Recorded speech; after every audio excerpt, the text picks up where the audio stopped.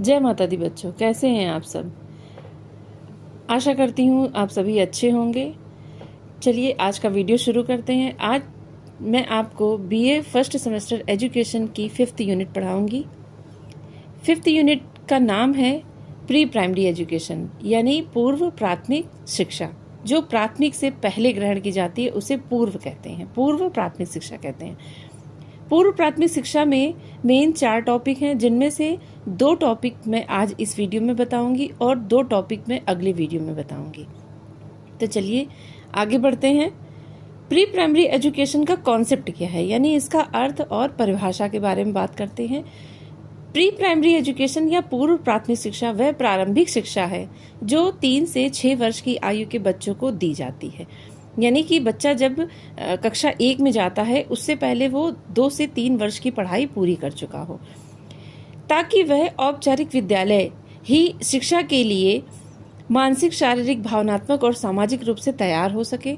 यह शिक्षा मुख्यतः नर्सरी, किंडरगार्टन, प्ले स्कूल या आंगनबाड़ी जैसी संस्थाओं में दी जाती है।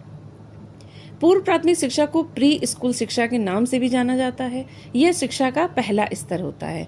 तो पूर्व प्राथमिक शिक्षा यानी प्राथमिक शिक्षा, यानी कक्षा 1 में पढ़ने जाता है जब बच्चा, उससे पहले जो वो शिक्षा ग्रहण करता है, जैसे नर्सरी, पीजी, एलकेजी, यूकेजी, इनमें जो वो पढ़ाई करता है, किसी किसी स्कूल में प्रेप वगैरह भी चलते हैं क्लासेस, तो इनको प्री प्राइमरी एजुकेशन बोलते हैं। इसकी परिभाषा क्या है? पूर्व प्राथमिक शिक्षा वह प्रारंभिक शिक्षा प्रक्रिया है जिसमें खेल खेल में अनुभवों के माध्यम से बच्चों की इंद्रियों के माध्यम से भाषा, सामाजिक व्यवहार और बौद्धिक क्षमताओं का विकास किया जाता है, जिससे वह औपचारिक शिक्षा के लिए सक्षम बन सके। यानी कि ऐसी शिक्षा प्रक्रिया, ऐसी शिक्षण प्रक्रिया जिसमें बच्चे क्या करते हैं, खेल खेल में सीखते हैं, और खेल खेल में सीखते हैं कि क्या वो जो अनुभव करते हैं उसके माध्यम से वो उनकी इंद्रियों का विकास होता है और वो सामाजिक व्यवहार करना सीखते हैं, बौद्धिक क्षमताओं का उनका विकास होता है। और इस तरह से औपचारिक शिक्षा, यानी औपचारिक शिक्षा मैंने पिछले वीडियो में भी आपको बताया, औपचारिक शिक्षा मीन्स होता है जहाँ समय, स्थान और व्यक्ति और क्या पाठ्यक्रम है वो निश्चित होता है, यानी कि स्कूल। तो स्कूल में पढ़ने जाने के बच्चे योग्य बन सकें तो उसके लिए प्री प्राइमरी एजुकेशन होती है। तो प्री प्राइमरी एजुकेशन का महत्व क्या है, क्यों जरूरी है प्री प्राइमरी एजुकेशन? प्राइमरी में पढ़ने से पहले बच्चे को कक्षा 1 में क्या होता है, लिखना और पढ़ना दोनों ही सिखाया जाता है। तो बच्चे लिखने और पढ़ने दोनों लायक वो बन सकें, इसके लिए प्री प्राइमरी एजुकेशन जरूरी होता है। मेन ये है, और इसके इम्पोर्टेंस और भी हैं, जैसे कि संपूर्ण व्यक्तित्व विकास है। तो संपूर्ण व्यक्तित्व विकास में बच्चे के शारीरिक, मानसिक, भावनात्मक और सामाजिक विकास की मजबूत नींव रखी जाती है। इसमें पूरे ही बच्चे का पूरे ही व्यक्तित्व का विकास होता है, यानी वो शारीरिक रूप से भी सक्षम बन सके स्कूल जाने लायक, क्योंकि जब बच्चा स्कूल जाता है तो उसे वाटर बॉटल, लंच वगैरह सब दिया जाता है कि बच्चे स्कूल में कैसे खाएंगे, एक प्रॉपर टाइम उनका निश्चित हो जाता है। उनका शारीरिक विकास होता है। मानसिक विकास की, बच्चे सुबह मॉर्निंग में उठते हैं, फिर फ्रेश हुए, तैयार हुए और फिर स्कूल जाते हैं, तो उनका एक मानसिक विकास, मेंटल लेवल भी बराबर पे जाता है कि हम कैसे नियम में बंध के चीज़ों को सीखना स्टार्ट करते हैं। फिर है भावनात्मक विकास कि बच्चा माँ से थोड़ा सा दूर जाता है, परिवार से थोड़ा दूर जाता है, स्कूल में जाता है, टीचर से लगाव होता है, बच्चों से, दोस्तों से लगाव होता है, तो ये भावनात्मक विकास होता है। और सामाजिक विकास यानी वो बच्चा है वो बच्चों के साथ जाएगा, पढ़ेगा, उठेगा, बैठेगा, अपनी चीज़ें शेयर करेगा, तो उससे सामाजिक विकास होता है। तो इनकी नींव जो रखी जाती है वो पूर्व प्राथमिक शिक्षा के स्तर पर रखी जाती है। फिर दूसरा है भाषा एवं संप्रेषण कौशल।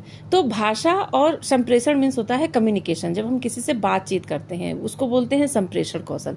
तो भाषा एवं संप्रेषण कौशल जो हेडिंग है, इसके अंतर्गत है बच्चों में बोलने, सुनने और अभिव्यक्त करने की क्षमता विकसित होती है। तो बच्चा जैसे बोलता है कि अब बच्चा स्टार्ट करता है 2 साल से 3 साल के बीच में बच्चे बोलना सीख जाते हैं। अब उनकी जो बोलने की क्षमता होती है वो भी अच्छे से विकसित होती है। सुनते हैं चीज़ों को, क्योंकि जैसे छोटे बच्चे होते हैं ना, वो अपना जो मन में आया वो बोलते हैं और वही सोचते हैं कि सामने वाला भी सुने, वो जल्दी किसी की सुनते नहीं है। तो इन सब चीज़ों का भी विकास होता है कि बच्चे सुनने लगते हैं दूसरे की बातें। और अभिव्यक्त करने की क्षमता यानी अपना जो चाहते हैं उसको उन्हें बाहर दूसरों से कहने की जो टेक्निक होती है वो भी धीरे धीरे डेवलप होती जाती है। फिर तीसरा पॉइंट है सामाजिक व्यवहार। बच्चों को समूह में रहना, सहयोग करना और नियमों का पालन करना सिखाती है। तो समूह में रहना यानी कि बच्चे कैसे स्कूल जाते हैं, बच्चों की एक दूसरे बच्चों से दोस्ती होती है, फिर वो चीज़ों को, पेंसिल है, इरेजर है, कॉपी है, एक दूसरे से चीज़ें शेयर करना सीखते हैं, ग्रुप में रहना सीखते हैं, ग्रुप में रहकर खेलना सीखते हैं, एक दूसरे की हेल्प करना सीखते हैं और नियमों का पालन करना भी सीखते हैं। नियमों का पालन कैसे? जैसे टीचर आई हैं तो आप, टीचर ने कहा कि बैठ जाइए तो वो बैठते हैं, बच्चों से कहा जाता है कि आपको खेलने जाना है तो वो खेलने जाते हैं। तो ऐसे इन छोटे छोटे नियमों का पालन करना वो भी सीख जाते हैं। फिर अगला पॉइंट है जिज्ञासा और रचनात्मकता का विकास। इसमें है खेल, चित्रकला, कहानियों और गीतों के माध्यम से कल्पना शक्ति बढ़ाती है। तो जिज्ञासा क्या होती है? यानी किसी चीज को जानने की इच्छा। बच्चे बहुत जिज्ञासु होते हैं ना कि कुछ भी है तो उसको जानने की उनके अंदर बहुत ज्यादा उत्सुकता रहती है कि हम कैसे किसी चीज को जाने, ये ऐसा क्यों है, वैसा क्यों है। छोटे बच्चे बहुत क्वेश्चन करते हैं। और रचनात्मकता का विकास यानी जैसे बच्चों को ड्राइंग वगैरह दी जाती है, खेल खेल में सिखाया जाता है, कहानियाँ सुनाई जाती हैं, कहानी में बच्चे फिर कहानी में से भी क्वेश्चन पूछा करते हैं। छोटी छोटी पोयम सिखाई जाती है बच्चों को। सबसे पहले पोयम सिखाई जाती है, जैसे जॉनी जॉनी यस पापा हो गई, या चंदा मामा दूर के। ये सब छोटी छोटी चीजें बच्चे जानने लगते हैं और रचनात्मकता का विकास होता है, उनकी कल्पना शक्ति का विकास होता है। जैसे चंदा मामा दूर के कहा, पोयम का ही कही, तो यानी कि ये पता चलता है चंदा मामा दूर हैं, लेकिन उनको कैसे पृथ्वी पे जो लोग हैं उनके साथ कैसे भावनात्मक जुड़ाव करना है, तो वो मामा बना दिया उन्हें। फिर औपचारिक शिक्षा की तैयारी यानी कि जब बच्चा प्राइमरी एजुकेशन जब ग्रहण करने जाता है, यानी कक्षा 1 में जब बच्चा पढ़ने जा रहा है, उसके लिए प्रॉपर तरीके से तैयारी उसकी की जाती है। तो औपचारिक शिक्षा की तैयारी, इसमें बच्चों को स्कूल के वातावरण, अनुशासन और शिक्षण पद्धतियों के अनुरूप ढालती है। ये यानी वो स्कूल के जो एटमॉस्फेयर होता है, वातावरण होता है, वहाँ के अकॉर्डिंग, वहाँ की तरह से वो रहना और स्कूल जाना, पढ़ना, छुट्टी का तरीका, तो वो सब चीज़ें धीरे धीरे सीखते हैं। अनुशासन में रहना सीखते हैं, शिक्षण पद्धतियों के अनुरूप सीखते हैं कि कैसे उन्हें खेल खेल में सिखाया जा रहा है। फिर है नैतिक और भावनात्मक शिक्षा। तो इसी टाइम में ही बच्चों में अच्छे संस्कार, आदतें और मूल्य विकसित किए जाते हैं। छोटे छोटे बच्चों को बहुत अच्छे अच्छे संस्कार दिए जाते हैं कि कैसे बड़ों से रिस्पेक्ट करके बात करनी है, नमस्कार करना, पैर छूना, वैसी ऐसी आदतें उनके अंदर डेवलप की जाती हैं और यही इस तरह के नैतिक और चारित्रिक मूल्य विकसित किए जाते हैं।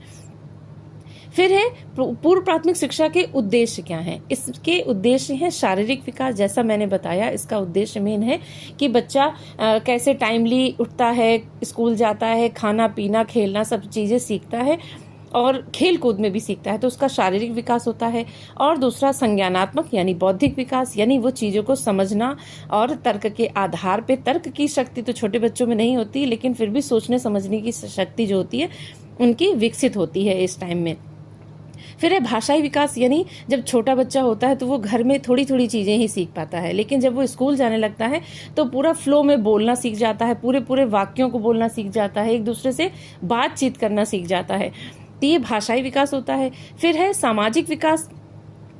सामाजिक विकास में जैसे कि बच्चे क्या करते हैं, दूसरों से बातचीत करना, ये सब चीज़ें सीखते हैं, और कैसे ग्रुप में रहना है, कैसे ग्रुप में खेलना है, कैसे एक दूसरे की हेल्प करनी है, ये सब चीज़ें सीखते हैं। फिर है भावनात्मक विकास, यानी लोगों से जुड़ाव, कैसे लोगों से मीन्स जैसे टीचर्स हैं और बच्चे हैं, उनसे कैसे भावनात्मक जुड़ाव हो जाता है, ऐसी चीज़ें भी इनका भी विकास होता है। फिर है रचनात्मक विकास, यानी कि बच्चे क्रिएटिविटी सीखते हैं। कोई चीज़ें जैसे कुछ गेम्स होते हैं छोटे बच्चों में, जिसको प्ले इन क्लासेस को क्या बोलते हैं, प्ले ग्रुप बोलते हैं। प्ले ग्रुप क्यों बोलते हैं? बच्चे खेल खेल में सीखते हैं, तो इनके अंदर रचनात्मक विकास की प्रवृत्ति बहुत ज़्यादा विकसित करने की होती है, क्योंकि इनको जैसे कुछ गेम्स होते हैं, उनको पजल्स होती हैं जो तोड़ तोड़ के गेम दे दिए जाते हैं, फिर उनको जोड़ने को कहा जाता है, तो बच्चे जोड़ तोड़ के माध्यम से सीखते हैं। तो इस तरह की चीज़ों को रचनात्मक विकास बोलते हैं। फिर है नैतिक और मूल्य शिक्षा। नैतिक और मूल्य शिक्षा यानी ये अभी मैंने बताया जैसे कि सभी के साथ कैसे बिहेव करना है, बड़ों के साथ कैसे बिहेव करना है, अपने आपस के बच्चों के साथ कैसा बिहेव करना है, तो ये नैतिक और मूल्य शिक्षा है। इसके बाद है पूर्व प्राथमिक शिक्षा के जो मॉडल है, यानी कि जो प्री प्राइमरी एजुकेशन किन किन तरीकों से दी जाती थी, इसके लिए जो जो मॉडल विकसित किए गए उनके बारे में आपके सिलेबस में है। तो ये इसके मेन 3 मॉडल थे, वैसे तो बहुत सारे प्रचलित हैं लेकिन मेन 3 मॉडल थे। इनमें से एक मॉडल तो आपको बहुत अच्छे से पता होगा लेकिन उसका फुल फॉर्म भले ना पता हो, जैसे किंडरगार्टन है। जैसे छोटी क्लासेस में होता है ना केजी, तो केजी तो लोग बोलते हैं लेकिन उन्हें पता नहीं रहता केजी क्या है, यूजी क्या है, पीजी क्या है या एलकेजी क्या है। तो ये एक पद्धति होती है और मॉन्टेसरी पद्धति है और डाल्टन पद्धति है। तो सबसे पहले एक डाल्टन पद्धति आई थी। इसके पहले तो 3 मॉडल आप इनको देख लीजिए। 3 मॉडल हैं, डाल्टन पद्धति या डाल्टन योजना, दूसरी है किंडरगार्टन पद्धति या फ्रॉबेल योजना, तीसरी है मॉन्टेसरी पद्धति। अब पहली है डाल्टन पद्धति, इसके बारे में जानेंगे। डाल्टन पद्धति एक आधुनिक शिक्षा पद्धति है जिसे किसने विकसित किया था? जिसे विकसित किया था अमेरिका की एक टीचर थी, उन्होंने विकसित किया था हेलेन पार्क हर्स्ट ने। किसने? हेलेन पार्क हर्स्ट ने 20वीं सदी की शुरुआत में यानी 1920 में विकसित किया था। इनका मुख्य उद्देश्य बच्चों को स्वतंत्र, आत्मनिर्भर और जिम्मेदार शिक्षार्थी बनाना था। जिम्मेदार यानी बच्चों को स्वतंत्र, यानी बच्चे बिल्कुल फ्री माइंड होकर खेलें, सीखें चीज़ों को और सेल्फ डिपेंड हो और जिम्मेदार शिक्षार्थी बने। जिम्मेदार मीन्स उनको खुद पे बच्चों को छोड़ देना है और बच्चे जैसे गेम्स दे दिए और बच्चे खुद से अपना फैला रहे हैं, रख रहे हैं, अपने चीज़ों को संभाल के रख रहे हैं, तो उनके अंदर जिम्मेदारी की भावना को भी विकसित करना इनका उद्देश्य था। ये पद्धति पारंपरिक कक्षा आधारित एक ही समय सारणी वाली शिक्षा के बजाय व्यक्तिगत गति और रुचि के अनुसार सीखने पर बल देती थी। यानी ये जो हेलेन पार्क हर्स्ट थी, ये चाहती थी कि बच्चे जो रेगुलर जो क्लासेस में जाना, पढ़ना, बोरिंग सा जो क्लास का माहौल होता है उससे हट के बच्चे सीखें, यानी कि उनको अपने तरीके से सीखने की छूट दी जाए और वो खुद की अपनी गति के अनुसार, अपनी रुचि के अनुसार, यानी उनका जिसमें इंटरेस्ट हो उसके अनुसार से सीखें बच्चे। इस सिद्धांत के या डाल्टन पद्धति जो योजना थी, इसके सिद्धांत थे केंद्रित शिक्षा, यानी होता है चाइल्ड सेंटर्ड एजुकेशन। तो चाइल्ड सेंटर्ड यानी बच्चे, इस शिक्षा सिद्धांत के सेंटर में जो थी वो बच्चे थे। तो बच्चे ही हमारा मतलब मेन सेंटर थे कि हमें उन्हीं को फोकस करके बच्चों को पढ़ाना है, सिखाना है। फिर था स्वशिक्षा का सिद्धांत। स्वशिक्षा यानी होता है खुद से सीखने का सिद्धांत, मतलब बच्चे खुद से सीखें, खुद गलती करें, फिर उनको सुधारने का प्रयास करें और उन्हीं के जरिए वो सीखें। फिर है अनुशासन का सिद्धांत। तो अनुशासन यानी सेल्फ डिसिप्लिन में रहें बच्चे, खुद से नियंत्रित रहें। फिर है स्वतंत्रता का सिद्धांत, यानी स्वतंत्र होकर सीखें बच्चे। कोई उनके ऊपर प्री प्राइमरी एजुकेशन में, प्ले ग्रुप में एजुकेशन में क्या होता है, बच्चों पे बहुत ज़्यादा बंधन नहीं किया जाता, क्योंकि बच्चे इरिटेट होने लगते हैं, बच्चे रोने लगते हैं और बच्चे माँ के पास जाने का या परिवार में जाने का की जिद करते हैं, इसलिए उनको फ्री छोड़ दिया था कि बच्चे खुद से सीखें। फिर है रुचि का सिद्धांत। उन्हें उनकी रुचि के अनुसार खेलने की चीज़ें दी जाती हैं कि उन्हें जैसे ब्लॉक्स से खेलना पसंद है या खिलौनों से खेलना पसंद है या जो भी सीखने की चीज़ें हैं, जो सीखने के गेम्स होते हैं उनके जरिए खेलना पसंद है, तो बच्चों को उनकी रुचि के अनुसार ही खेलने की चीज़ें दी जाती हैं और रुचि का सिद्धांत होता है ये। फिर है व्यक्तिगत विभिन्नता का सिद्धांत। व्यक्तिगत विभिन्नता का मतलब होता है कोई भी व्यक्ति एक जैसा समान नहीं होता है, कोई भी बच्चे भी फिर एक जैसे समान नहीं होते हैं। सभी बच्चे की सीखने की, आगे बढ़ने की और मानसिक और शारीरिक विकास की जो क्षमता होती है वो सभी बच्चों की अलग अलग होती है। कुछ बच्चे क्या होते हैं, किन्हीं चीज़ों को बहुत अच्छे से बहुत जल्दी सीख जाते हैं, पर कुछ बच्चे क्या करते हैं कि उन्हीं चीज़ों को ही थोड़ा सा स्लो तरीके से सीख पाते हैं। कुछ चीज़ें हैं कि उन्हें बार बार सिखानी पड़ती हैं और इंटरेस्ट की भी बात होती है। तो ये व्यक्तिगत विभिन्नता का सिद्धांत यही बताता है कि हर बच्चा एक जैसा नहीं है, हमें हर बच्चे से एक जैसी अपेक्षा नहीं करनी चाहिए। बच्चे को उनके तरीके से, उनकी रुचि के अनुसार, उनकी जो उनकी क्षमता है उसके अनुसार बच्चे को सीखने दें और हम उन पे बहुत ज़्यादा बर्डन ना डालें। फिर है किंडरगार्टन पद्धति। जो दूसरी पद्धति थी वो किंडरगार्टन पद्धति। किंडरगार्टन आपने जैसा कि केजी क्लास, यूजी केजी या पीजी, एलकेजी ये सब सुनते हैं, तो एलकेजी का फुल फॉर्म होता है लोअर किंडरगार्टन और केजी का फुल फॉर्म होता है किंडरगार्टन। अच्छा, किंडरगार्टन तो किंडर तो मीन्स पता ही है बच्चे, तो और गार्डन, इन्होंने गार्डन जो नाम लिया था, गार्डन का मतलब होता है बगीचा, तो इन्होंने इसका नाम बच्चों का बगीचा रखा।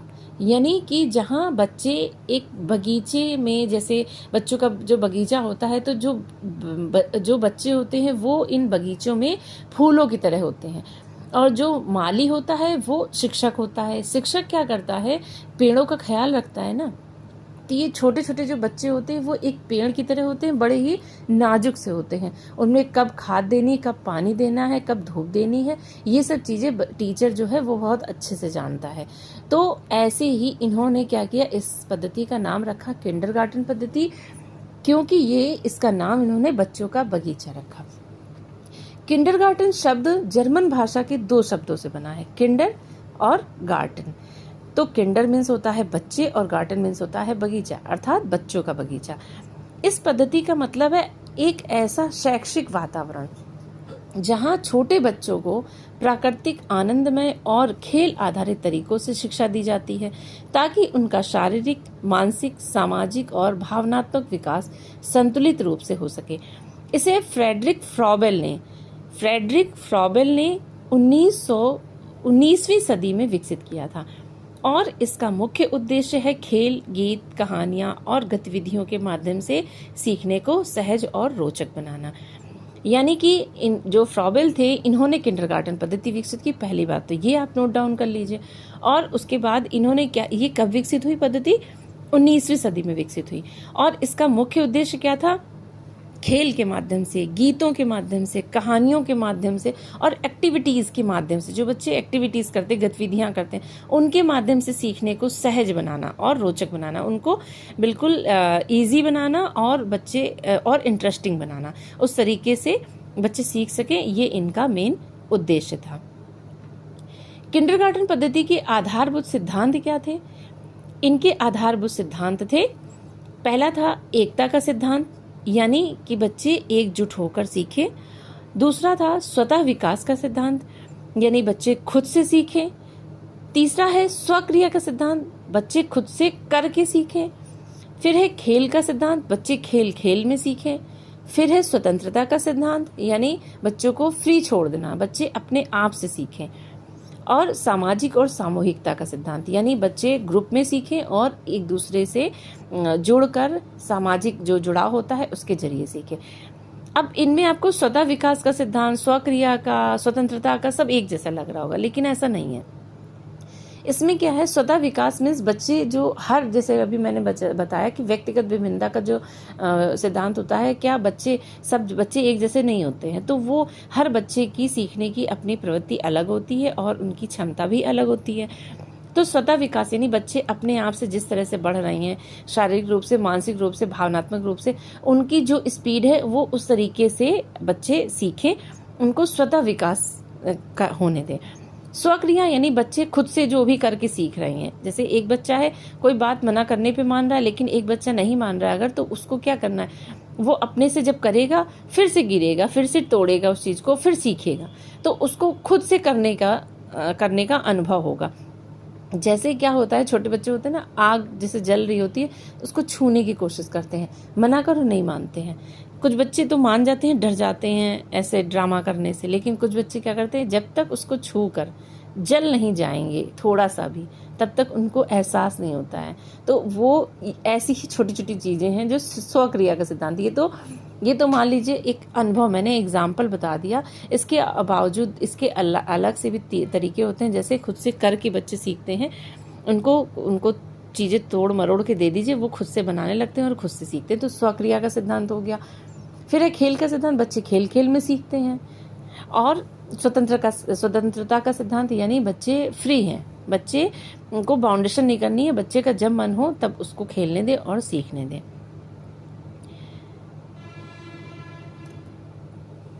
इसके बाद है मॉन्टेसरी पद्धति। तीसरी मॉन्टेसरी पद्धति क्या है, इसको विकसित किया था मैडम मॉन्टेसरी ने। जैसे मॉन्टेसरी आपने और भी सुना होगा, बहुत जगह बहुत से स्कूल्स के नाम होते हैं मॉन्टेसरी।